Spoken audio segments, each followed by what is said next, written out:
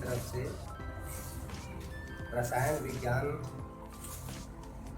के कुछ टॉपिकों को आपके सामने डिस्कस करेंगे।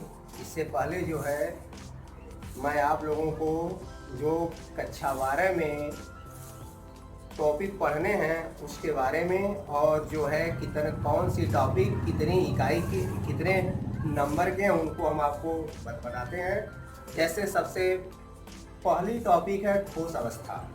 इसके लिए 3 मार्क्स हैं। विलयन जो है वो 5 मार्क्स का है। वैद्युत रसायन जो है 5 मार्क का है। रासायनिक बलगति 5 और पृष्ठ रसायन 4। तत्वों के निष्कर्षण के सिद्धांत 4 और पी ब्लॉक के तत्व 7। डी और एफ ब्लॉक 3 और उपसंयोजक यौगिक जो है ये 4 नंबर के हैं। इसके बाद जो दूसरे टॉपिक आते हैं वो सेकंड पेपर में आते हैं। सबसे पहले हम आपको बताते हैं इकाई जो है, इकाई 1 जो है ये है ठोस अवस्था।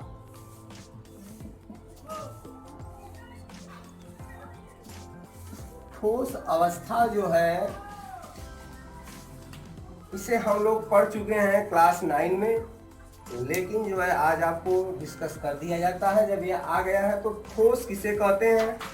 द्रव्य की वह अवस्था जिसमें अवयवी कण प्रबल अंतरा अणुक बलों द्वारा जालक में समृद्ध संकुलित रहते हैं तथा इसके कण गति करने में असमर्थ होते हैं, ठोस कहलाते हैं। अर्थात हम कह सकते हैं कि ठोस के अणु काफी पास पास होते हैं। इसके साथ साथ आप आती है ठोसों की विशेषताएं। ठोस की क्या क्या विशेषताएं? पहला होता है ठोसों का आकार और आयतन तथा आकृति निश्चित होती है। जैसे पत्थर का टुकड़ा हो गया, लकड़ी का गुटका हो गया, इनका जो है आयतन आकार निश्चित होता है। इनके अवयवी कण जो हैं काफी पास पास होते हैं तथा इनका जो घनत्व होता है द्रवों और गैसों की तुलना में बहुत अधिक होता है। और ठोस में विसरण क्रिया जो है बहुत कम पाई जाती है या कहिए नहीं पाई जाती है। और ठोसों को जो है गर्म करते हैं तो मुख्यतः यह द्रव अवस्था का निर्माण करते हैं और जिस ताप पर ठोस द्रव अवस्था में परिवर्तित होता है उस बिंदु को कहते हैं गलनांक बिंदु। इसके बाद आता है ठोसों के प्रकार। ठोसों के प्रकार तो हम कह सकते हैं ठोस मुख्यतः 2 प्रकार के होते हैं। एक होता है क्रिस्टलीय ठोस और दूसरा होता है अक्रिस्टलीय ठोस।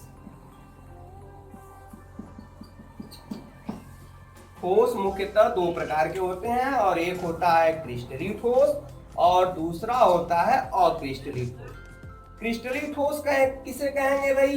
वे ठोस जिनके अवयवी कणों की त्रिविम में एक निश्चित एवं नियमित व्यवस्था होती है, उन्हें हम कहते हैं क्रिस्टलीय ठोस।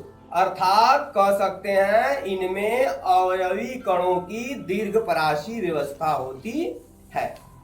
अब क्रिस्टलीय ठोसों की विशेषताएं, इसकी विशेषता क्या होगी?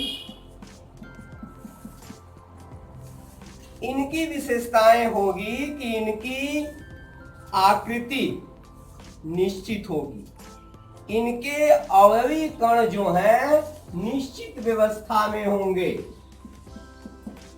और यही जो क्रिस्टलीय ठोस होते हैं इन्हीं को हम कहते हैं वास्तविक ठोस।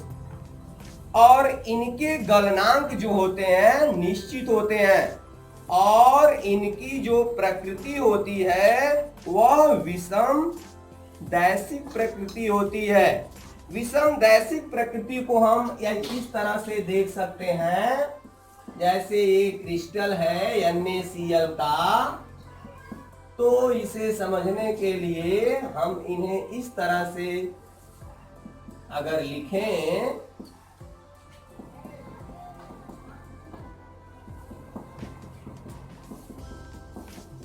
तो अगर हम इस तरह से सीधी लाइन खींचते हैं तो एक Na, एक Cl, एक Na और एक Cl माइनस आता है।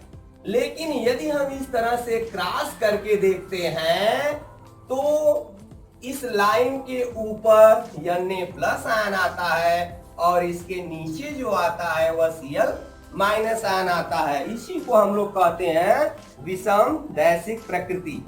और इसमें जो क्रिस्टलीय ठोस होते हैं उनमें शीतलन वक्र असतत होता है।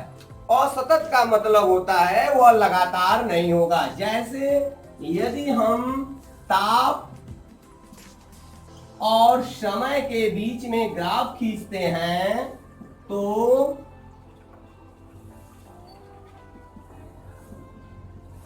80 और ये 100 और ये आपका 20, ये मिनट में रहेगा 20, 40, 60, 80, 100। इसमें अगर हम देखते हैं तो पहले यहां से यहां तक टेम्परेचर, यह ए और बी, ये बी हो गया, फिर ये ऐसे हो गया सी और ये ऐसे हो गया ये डी।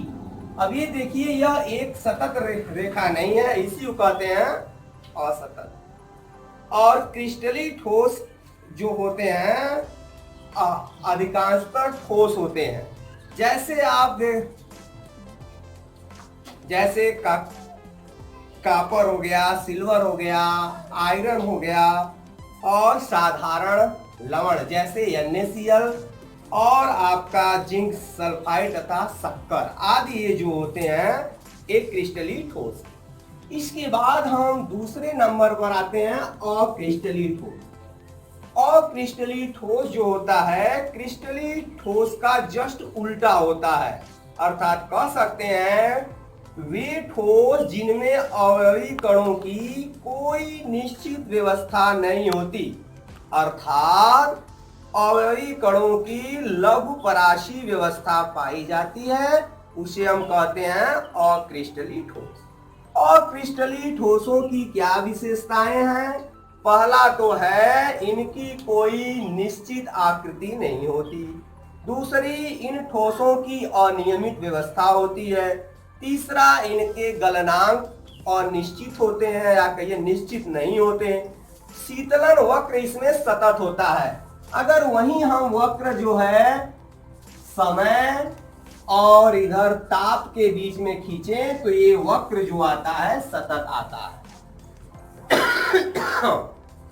और इनमें जो होती है और क्रिस्टलीय ठोस की जो ये प्रकृति होती है वह सम दैशिक होती है। एग्जाम्पल के लिए आप ले सकते हैं कांच, रबर और प्लास्टिक। और इसी के साथ एक आता है छद्म ठोस। छद्म ठोस को कहते हैं स्यूडो सॉलिड। ये क्या होता है भाई?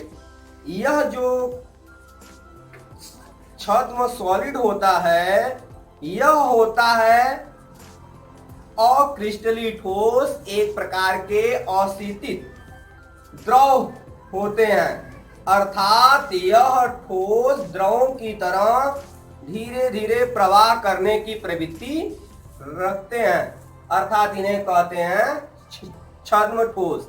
जैसे कभी कभी हम लोगों से यह प्रश्न पूछा जाता है कि जो पुराने मकानों में लगी हुई कांच की खिड़कियां हैं वह नीचे की तरफ उनके शीशे मोटे और दुधिया हो जाते हैं, क्यों?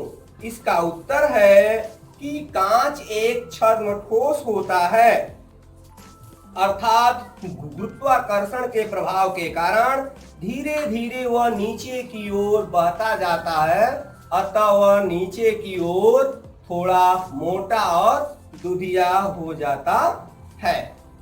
हाँ, आप लोगों को मैं यह बता दे रहा हूं कि जो यह टॉपिक हमने डिस्कस किया है इसको हमने व्हाट्सएप के माध्यम से आपके ग्रुप पर इसका नोट्स अपलोड कर देंगे, आज या कल कर देंगे।